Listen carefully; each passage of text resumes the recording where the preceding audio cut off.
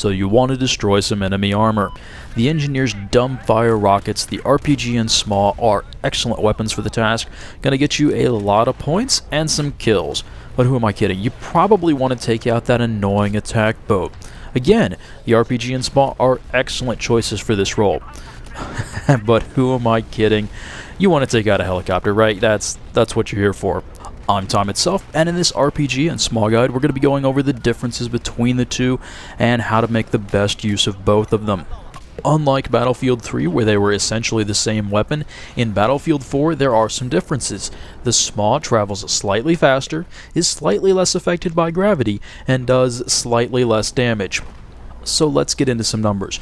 As with the Stinger vs. Igla video, I need to give a big thanks to Labby over at Symthic.com for the launcher velocity stats, and Captain Cookie Crisp over on Reddit for some of the damage stats.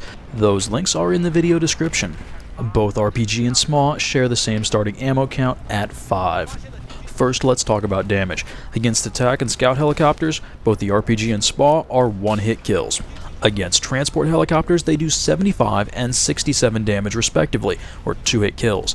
But they also do a mobility hit, making it harder for the pilot to fly for a couple seconds.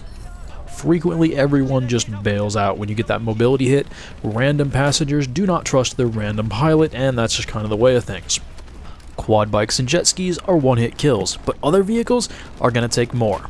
It's at this point I need to note which side you land a hit on usually has an effect on how much damage you do, be it the front, the sides, or the rear, or even the top now in Battlefield 4.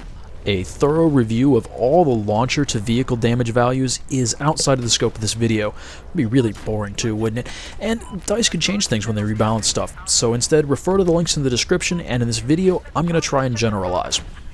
Against unarmored or minimally armored vehicles, this which side you land a hit on is the only additional factor that goes into calculating damage, because like Jeeps and trucks are more vulnerable from the front where the engine is, while the rib boat is vulnerable from the back. But everything in this class is a 2-hit kill, except for the sides of a truck, which is 3 for both the RPG and SMAW. The only notable difference between the RPG and SMAW is that one RPG hit to the front and one to the side of a truck is a destruction, while the same with the SMAW will come up just short. Against more heavily armored vehicles like tanks, LAVs, mobile AA, and the attack boat, the angle of impact also has an effect on damage. Hit your target square on for maximum damage, strike at a shallow angle, and you'll do considerably less. Tanks have a lot of armor in front. The RPG and SMAW will only do 23 and 21 damage respectively, at most to the front, but in the back they'll do 52 and 48 damage. But again, that angle of impact is important, and it doesn't matter which side you hit, that minimum damage is the same on every side. The RPG has a minimum damage of 21, the SMAW only 18. And that would mean 5 or even 6 hits to destroy a tank with a SMAW. You only spawn with 5 normally. Oh, it's not worth attacking the back of a tank at a really shallow angle when you've got its side facing directly towards you. You'll end up trading 33 damage for 21 with the RPG.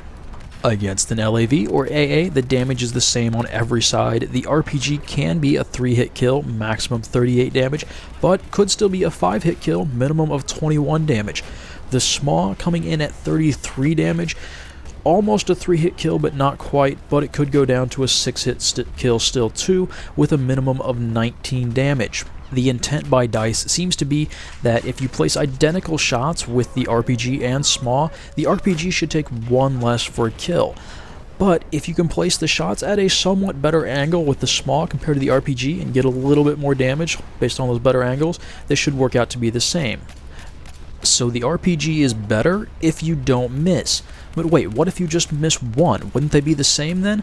Well, no, and that's because of mobility hits and vehicle disables. In Battlefield 4, DICE has played down vehicle disabling, instead opting for mobility hits.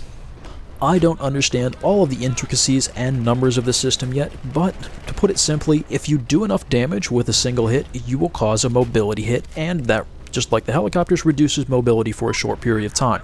Should also note that anything that causes a vehicle to be disabled appears to also be a mobility hit, just to keep an engineer from repairing and immediately getting out of that situation. I will once again refer you to the links in the description for the best information that I've been able to find, but my estimate is that a mobility hit is just 30 damage or more. Once you've landed a mobility hit on your target, it's usually much easier to finish it off, even if it's not really any safer. Though I will note that the RPG typically leads to more kills and more points because you're destroying more vehicles before the passengers can get out and have a chance to run or try and repair the vehicle. It's not entirely bad to end up in that situation, because it means you can often steal the vehicle, which is an entirely more profitable thing than just destroying it.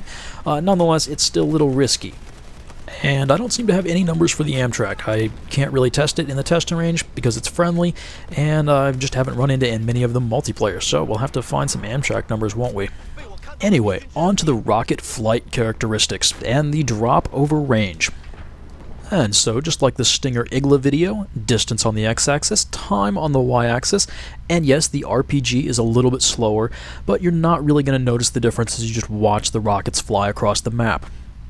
I do want to note that none of the rockets start out at their maximum speed. It actually takes more than a second to get up to their maximum speed. Knowing this really helped me do a better job of leading my shots. And so we switch over to the horizontal distance on the x-axis, vertical distance on the y-axis. Those are not on the same scale. There's not that dramatic of a drop, at least at that range. But the RPG does drop a bit faster than the SMAW, and it's going to be a little bit harder to accurately aim for that drop at range. An interesting note, the RPG and SMAW sights are zeroed for about 80 and 60 meters respectively. The RPG in fact peaks about a third of a meter high, about 30 meters out. It's probably not something you're ever going to have to be concerned with, but it is interesting to note, and they have tried to make it a little bit easier to aim at the medium distances with these things. Let's head out to the test range to see how some of the missile drop over range works.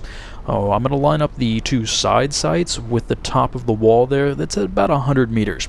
And the RPG is going to go just barely over that at 100 meters. I'll reload, lower it just a little bit, and this time I will hit the very top of that wall. Alright, that is all very well and good, but I have a feeling we want to shoot at tanks that are more than 100 meters away. So I'm going to come out to the airstrip and hop up on this Jeep and look back at that B flag, and we'll note that it is 180 meters from the B flag to this enemy Jeep that's at the end of the runway. And that is going to let me, measure some distance off. So let's step back to 150 meters away and go ahead and see what a 150 meter RPG shot looks like. If I do the same thing I did at 100 meters and use the red sights on the left and right side and aim that at the Jeep, it falls short. So I'm going to have to correct some more and probably put those the bottom of the center open sight right on the Jeep, and at 150 meters it hits. I'm going to keep stepping back. I do miss a lot of shots, so I'm going to cut through stuff, but let's step back to 200 meters. Obviously, at this point, I can't even see the Jeep, so instead I'm targeting the orange icon, but I raise the sights up some more, and there's a 200 meter shot. Let's go for 250 at the very end of the runway. How far can this thing work? I mean, at this point, would you really want to take a shot this far? 3.5 second flight time, tricky to line up, but there's a 250 meter RPG shot. Let's go ahead and step over to the SMAW. Same thing with the SMAW. Let's just go ahead and shoot at the wall at 100 meters. If I try to match the top of the wall with the top of the inner circle, then the missile goes over by a fair amount. If I lower it down a little bit so it's about halfway in between, then I hit the wall somewhere near the top. So let's go ahead and head back out and go for that 150 meter shot.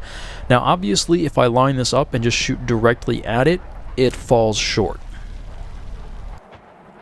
On the other hand, if I line up the bottom of the inner sight with the middle of the Jeep, then the missile goes over the top of the Jeep, or maybe even through it, I'm not sure. So I have to be kind of careful, and it's not much different than the 100 meter shot, honestly. Stepping back to 200 meters, finally the bottom of that inner sight is roughly where the missile's headed. And 250 meters, this is the distance I said I really don't think I want to be using the RPG at, but the SMAW here, the trajectory is still quite a bit flatter, and so it's possible to pull out the 4x scope and watch the impact. Finally, just for fun, let's step back all the way to the other end of the island at 310 meters. From here, the SMAW travel time is about 3.7 seconds. It took me a couple tries, but it is possible. I'm lining it up based on where I see the icon, and I have to pull out my 4x magnification scope just to watch the impact. But there it is, 310 meters. So which do I recommend? Well, right now I'd say my impressions are that there is a good balance between ease of use and damage, and I kind of like that. Yes, the SMAW is a little bit easier to use, but you don't completely make yourself worthless by taking it out. Except for this happened to me, and until someone explains why this happened, or that they have fixed this bug, I'm pretty much sworn off the SMAW because I get behind this tank, and my second shot directly into its rear does no damage at all. And I have no idea what happened.